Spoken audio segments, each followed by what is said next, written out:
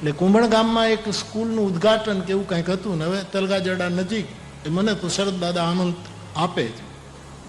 તે રાકેશ બાબા એ ગુરુદેવ પધારેલા, શરદ દાદા અને હું, જૈનોનું ફંક્શન, જૈનો અને આપણા તરફ આદર હોય તે મને વચ્ચે બેસાડ્યો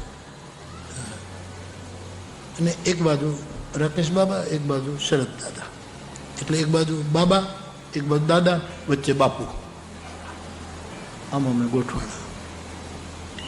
હવે અમે એનાઉન્સર હતા નહીં એમ કે હવે ફલાણા શ્રેષ્ઠી ફલાણા ફલાણા એ હવે શાલ રાકેશ બાબાને ઉડાડશે. એટલે રાકેશ બાબાને ઉડાડી. મને એમ થયું કે હું મુખ્ય માણસ છું, પહેલા મને ઓઢાડવી જોઈએ. આ જીવ સ્વભાવ છે, આનંદ કરાવવો જોઈએ, બાકી શાલ નહીં.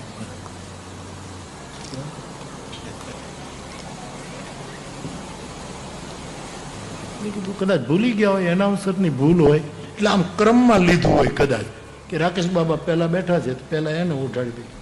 મને એમ થયું બીજા નંબરે તો આપણો વારો આવવો જોઈએ. ત્યાં તો એનાઉન્સર બોલ્યા, ભાઈઓ હવે આ શાલ છે ને એ શરદ દાદાને ઉઠાડ. પણ મેં કીધું મને કેમ આવ, હું રૂપિયા નથી લેતો પણ શાલ તો લઉં છું બીજાને આપી દેવા માટે. પછી મેં કીધું આમ કેમ થયું?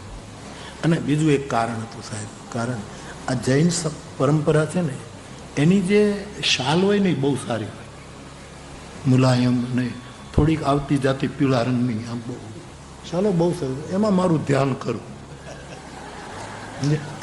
કે આ શાલ જરા કિંમતી હોય છે અને એવી સરસ હતી છોકરા, મુઠ્ઠીમાં આવી જાય. આમ બધું ગોટવાળાને મુઠ્ઠી કર મુઠ્ઠી.